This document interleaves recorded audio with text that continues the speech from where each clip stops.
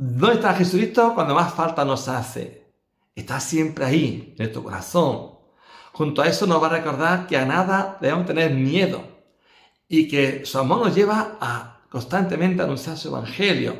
Y por supuesto que ser cristiano no es un amuleto de la buena suerte, que también a veces nos cuesta pasar por dificultades, por tormentas y tempestades, pero sabiendo que Jesús está ahí, a nuestro lado, cuidándonos y protegiéndonos. Con ese deseo recibe un gran abrazo de paz. Saludos.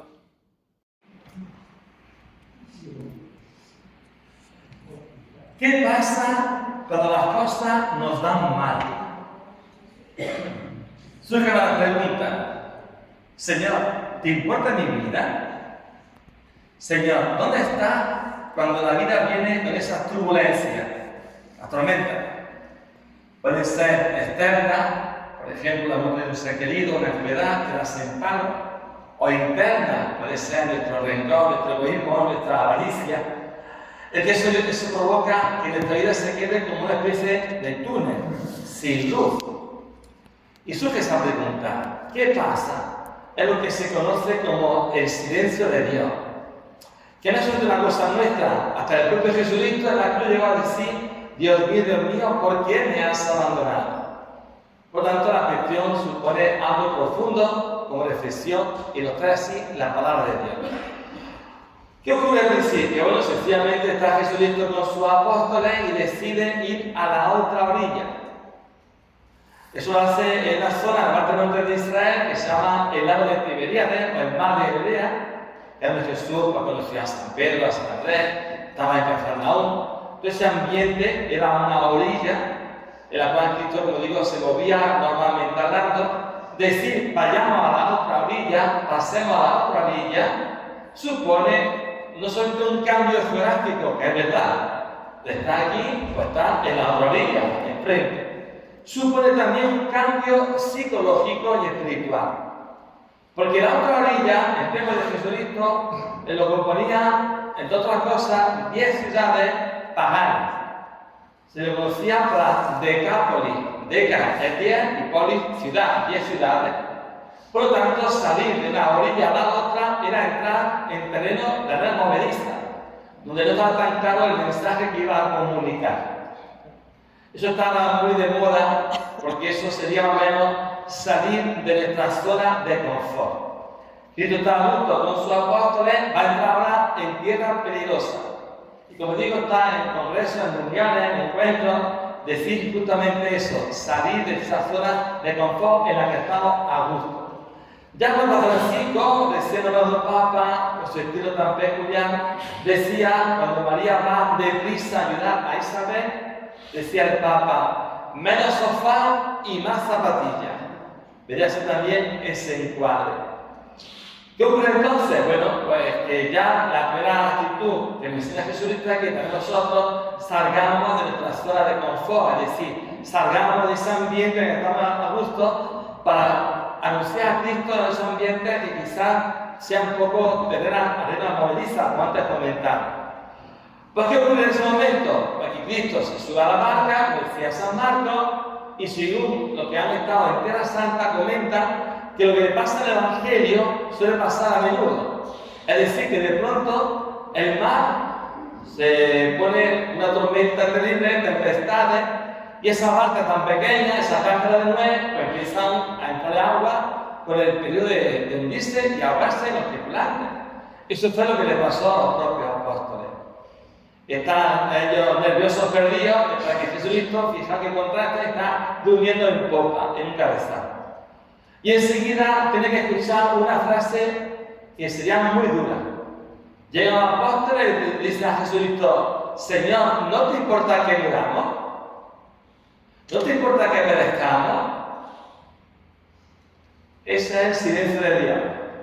Dios que está junto a nosotros y muchas veces parece que está ausente, parece que está dormido, parece que no le importamos. ¿Qué hace Jesucristo? Primero interviene para que esa tormenta se apacigue. Cristo tiene poder para calmar nuestros miedos, nuestras tormentas y tempestades.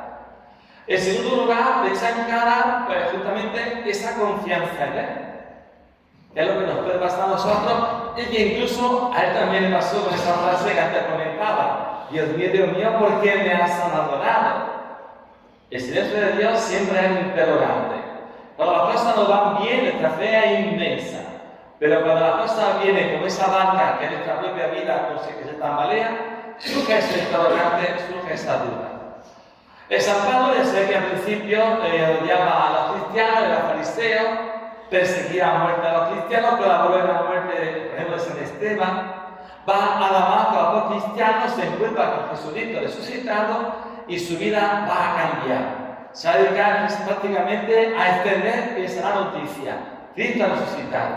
Y así va a hacerlo, predicándolo, y el precio de esa dedicación va a ser persecuciones, latigazos, dado por muerto, naufragio, asalto de bandidos. Y en la carta de los Romanos surge un interrogante del propio San Pablo: ¿quién podrá apartarnos del amor de Dios? El hambre, la aflicción, la angustia, la persecución, la espada, la muerte. Y él nos responde: nada ni nadie podrá apartarnos del amor de Dios. Nada ni nadie podrá apartarnos de ese amor de Dios. Ni el hambre, ni la espada, ni la persecución. Lo dijo una persona que pasó por todo eso, a recorrer 15.000 kilómetros de la época para anunciar ese gran mensaje. Lección primera que nos trae esa experiencia. Bueno, la primera era que salgamos de nuestra zona de confort, como te comentaba, y de frente ya a Cristo en la barca supone para nosotros saber que Dios está siempre junto a nosotros en el camino de la vida. Lo que pasa es que su presencia no es tan nítida como nos gustaría. De hecho, de aquí a unos minutos, aquí en el altar, Cristo está presente en un poco de pan y un poco de vino. Está un poco camuflado, está un poco disfrazado. Por eso hace falta una confianza grande y profunda. Cuenta una historia de una persona que tuvo un sueño. En ese sueño iba andando con Dios por la playa. Y entonces iba andando y se veían 4 pisadas, 2 de esa persona y 2 de Dios. Iba andando, pero de pronto va notando que de vez en cuando surgen solamente de las 4 huellas o pisadas 2. Porque mientras iba andando, iba viendo imágenes de su vida.